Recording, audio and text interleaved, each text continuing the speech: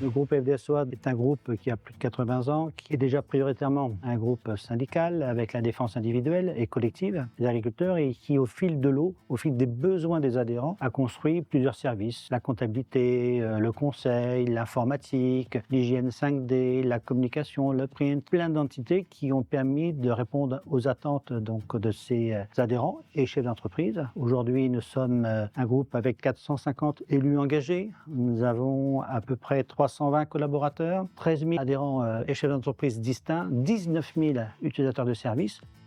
Vous avez des chefs d'entreprise qui utilisent 1, 2, 3, 4, 5 services du groupe. Donc ça répond bien à la stratégie souhaitée par la FDSOA de développer du service, de l'accompagnement, en plus de la défense syndicale professionnelle.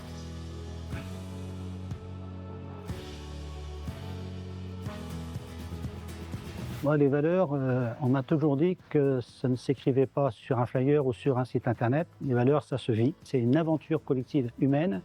Tout ce qui est valeur de proximité, d'autonomie, de responsabilité, d'engagement. Il y a de l'engagement aussi de nombreux élus au sein de la FDSOA, d'accompagner des femmes et des hommes autour d'un projet attractif sur nos territoires, mais également tout mettre en œuvre pour accompagner et leur transmettre un certain nombre de compétences que nous souhaitons apporter.